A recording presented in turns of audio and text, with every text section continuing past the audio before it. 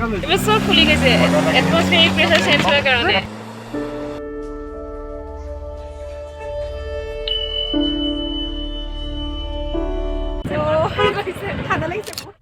আমি এতিয়া আছো গেংটকত আজি দ্বিতীয় দিনা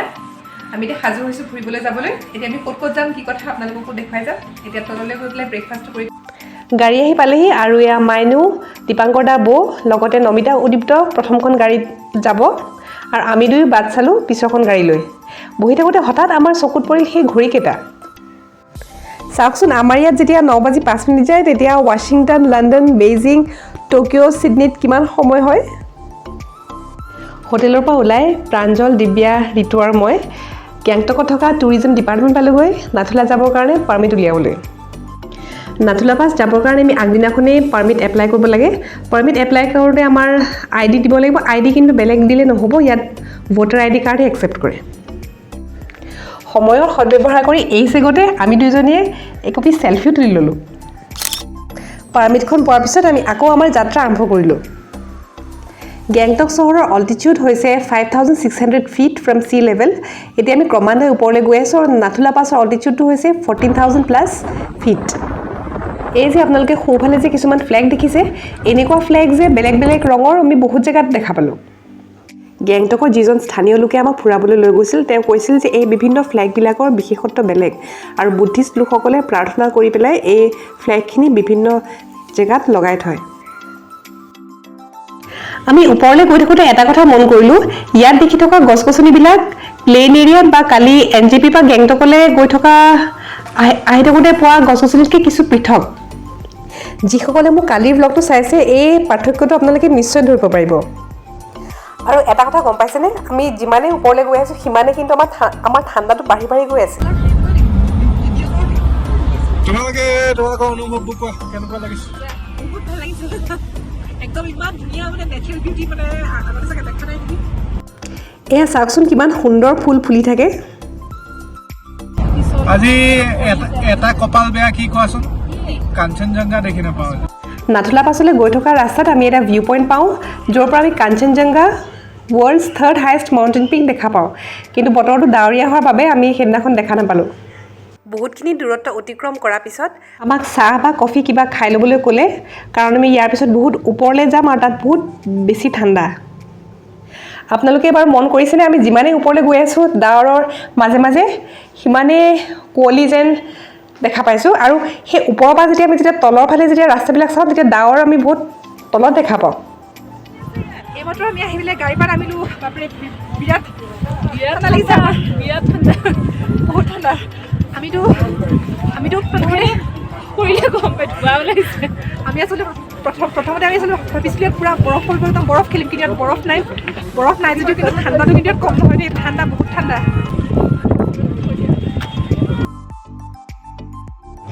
বৰ্তমান আমি আহি উপস্থিত হৈছোঁহি ভাৰত চীন সীমান্তত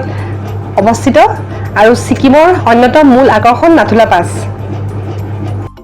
1965 চনৰ ভাৰত পাকিস্তানৰ যুদ্ধত চীনা সেনাই আমাৰ ভাৰতক এই ঠাই ত্যাগ কৰিবলৈ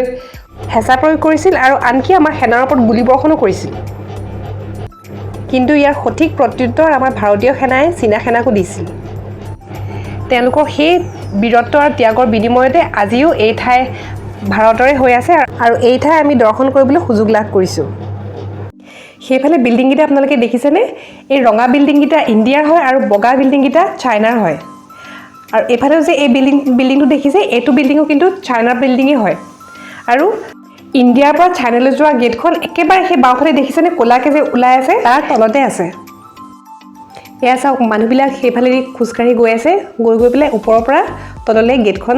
চাব পৰা ব্যৱস্থা আছে নাথুলা পাছ ইমান হাই অল্টিটিউডত থকাৰ বাবে বহুত মানুহৰ অল্টিটিউড ছিকনেছো হয় যেনে উশাহ লওঁতে অলপ দিগদাৰ পোৱা যিহেতু অক্সিজেনৰ লেভেলটো ওপৰত বহুত কম কিন্তু তাৰ কাৰণে বাৰু অক্সিজেন চিলিণ্ডাৰ পোৱা যায় অক্সিজেন চিলিণ্ডাৰ সহায়ত অক্সিজেন ল'ব পাৰে যে খুব সোনকালে ভাগৰ লগা বা কাৰোবাৰ মূৰৰ বিষ হোৱা আৰু কেতিয়াবা কি হয় ওপৰলৈ আহি থাকোঁতে আমি নিজে ফিল কৰিছিলোঁ আমাৰ কাণকেইখন মানে বন্ধ হৈ গৈছিল যিহেতু এটা প্ৰেছাৰ চেঞ্জ হৈছিলে বৰফ আচলতে এতিয়া মানে ইয়াত বৰফ পৰে আচলতে কিন্তু মানে কি হৈছে তোমাৰ এতিয়া বৰফ পৰা সময়টো নাই হোৱা আৰু কেইমাহমানৰ পিছত অহা হ'লে ডিচেম্বৰ মানে যেতিয়া উইণ্টাৰ ভালকৈ ষ্টাৰ্ট হ'বতো তেতিয়া ইয়াত ধুনীয়াকৈ মানে বৰফ পৰি থাকিব এই বৰফৰ ফিল্ডটোলৈ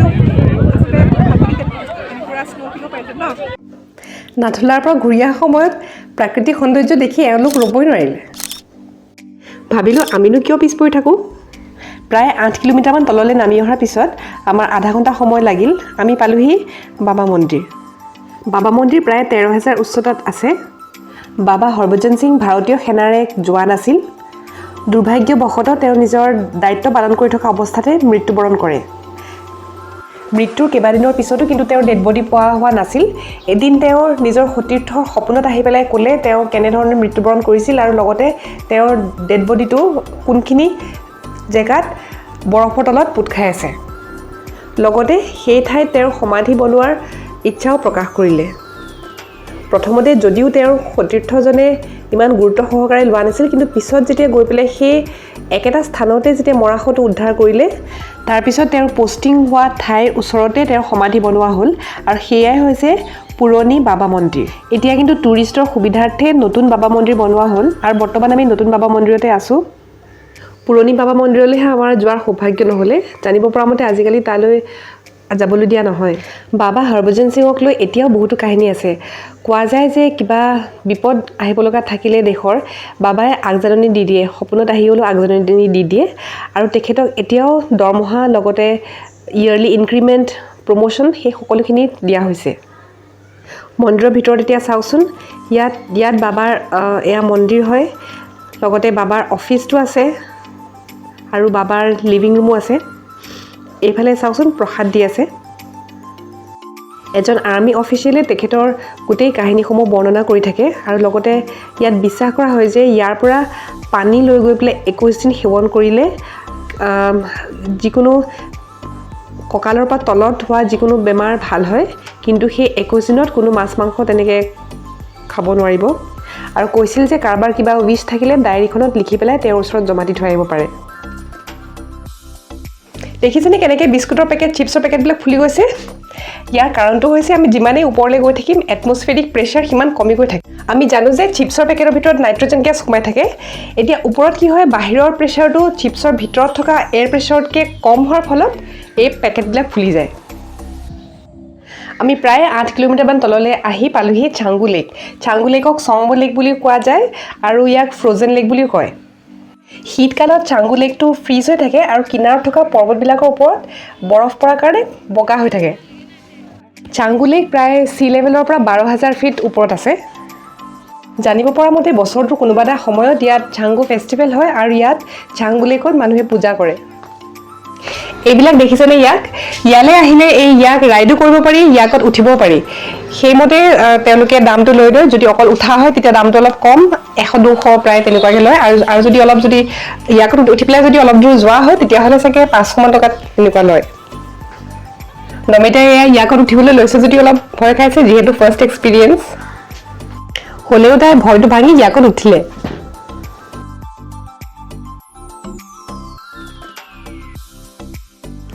ফুৰিবলৈ আহি ফটো কেইকপিমান নুতুলিলেনো কেনেকৈ হয় সেইবাবে আমি কিছুমান ফটো তুলি ল'লোঁ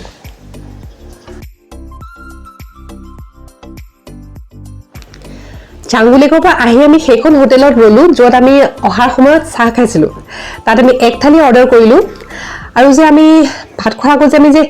হাত ধুবলৈ গৈছিলোঁ কি ক'ম মানে ইমানেই বেছি ঠাণ্ডা নাথুলা পাছতো আজি টেম্পাৰেচাৰ 2 ডিগ্ৰী চেলচিয়াছ নে 3 ডিগ্ৰী চেলচিয়াছ আছিলে কিন্তু ভাতকেইটা খাই কিন্তু মোৰ বহুত ভাল লাগিলে গৰম ভাত পালোঁ আৰু বেছি স্পাইচিও নাছিলে ভাত সাজ বহুত তৃপ্তিৰে খালোঁ খাই পেলাই আমি আকৌ গেংটকলৈ বুলি ওলাই আহিলোঁ সময় এতিয়া প্ৰায় 6:30 মান বাজিছে আৰু আমি আহি পেলাই পালোহি গেংটকৰ এয়া আপোনালোকে দেখিছে MG মাৰ্গ বা মহাত্মা গান্ধী মাৰ্গ এই জেগাটুকুৰাৰ বৈশিষ্ট্য কি গম পায়নে ইয়াত কিন্তু কোনো গাড়ী মটৰ অহা নিষেধ আৰু ইয়াত আমি বজাৰ কৰিবলৈ হ'লে খোজকাঢ়িয়ে মানুহবিলাকে বজাৰ সমাৰ কৰিছে আৰু আটাইতকৈ ভাল লগা বস্তুটো কি গম পায়নে ইয়াত যে ৰাস্তাটোৰ মাজত এনেকৈ মানে দুই পাৰে বহিবলৈ এনেকুৱা বেঞ্চ দি থোৱা থাকে ধুনীয়াকৈ মানুহৰ বজাৰ কৰি ভাগৰ লাগিলে ইয়াত ধুনীয়াকৈ অলপ সময় বহি ল'ব পাৰিব বা জিৰণি ল'ব পাৰিব আৰু এটা কথা ছিকিমত কি ভাল লাগিলে গম পায়নে এই ৰাজ্যখন বহুত চফা ক'তো আমি কিবা কিবি প্লাষ্টিকৰ টুকুৰা কিবি ক'তো তেনেকুৱা আৱৰ্জনা আমি মানে দেখা নাপালোঁ বহুত চফাকৈ তেওঁলোকে ৰাখে আৰু এটা বস্তু কি মন কৰিলোঁ গম পাইনে ইয়াত মেক্সিমাম বিল্ডিংবিলাকৰ কালাৰটো কিন্তু গ্ৰীণ এইটো কিবা তেওঁলোকৰ কিবা কথা আছে নেকি মই গম নাপাওঁ কিন্তু মানে মই লক্ষ্য কৰিলোঁ যে মেক্সিমাম বিল্ডিংবিলাকৰ কালাৰটো কিন্তু গ্ৰীণ হয় ঋতু আৰু মই চাহ একাপ খাই ল'লোঁ বেঞ্চতে বহি তাৰপিছত আমি বজাৰ কৰিবলৈ ওলালোঁ বজাৰখনত ইমানেই ভেৰাইটিজ বস্তু কি কিনি লাগি গৈছিল ইয়াত কিন্তু বহুত ভাল কোৱালিটিৰ গৰম কাপোৰ পায় আৰু বহুত কম দামতে পোৱা যায় যিটো আমাৰ ঠাইবিলাকত বহুত বেছি ল'ব ইয়াত কিন্তু বহুত কম দামতে ভাল কোৱালিটি মানে গৰম কাপোৰ আমি দেখা পালোঁ আৰু ল'ৰা ছোৱালীক এনেকৈ গিফ্ট দিব পৰা বহুত আইটেম এনেকুৱা শ্ব'পিচ বিভিন্ন ধৰণৰ শ্ব'পিচো আমি পালোঁ 2 ঘণ্টাৰ ভিতৰত খৰধৰকৈ বজাৰ সমাৰ কৰি পেলাই আমি গোটেইখিনি একগোট হৈ পেলাই ভাবিলোঁ যে আমি বাহিৰতে আজি কিবা এটা খাই যাওঁ ছিকিমলৈ আহি পেলাই যদি ছিকিমৰ ম'ম' যদি টেষ্ট নকৰাকৈ গ'লে কেনেকৈ হয় তাকে ভাবি পেলাই আমি ক'ত কি আছে আমি ভালকৈ গম নাপাওঁ সন্মুখতে থকা এখন ৰেষ্টুৰেণ্ট এখনলৈ আমি গ'লোঁ আৰু চিকেন থুপকা বিচাৰিছিলোঁ কিন্তু তাত চিকেন থুপকা বুলি তাত মেনশ্যন নাছিলে কিন্তু সেইটোৱে হয় বুলি কোৱাৰ কাৰণে আমি অৰ্ডাৰ কৰিলোঁ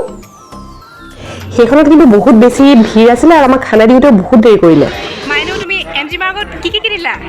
দেখুৱাচোন ৱাও এইটো কি হয় চাওকচোন আমি চবেই মিলি কিমান কি বস্তু কিনিলোঁ এই শ্বলখন যে ৰঙা এইখন ইয়াকৰ শ্বল হয় এইবিলাক গিফ্ট দিবৰ কাৰণে বহুত ভাল হয় আৰু গৰম কাপোৰৰ কথা যে কৈছিলোঁ আজিলৈ এইখিনিতে সামৰোঁ কাইলৈ পুনৰ আপোনালোককো লগত লৈ পেলাই আমি চাউথ ছিকিমৰ ফালে যাম শুভৰাত্ৰি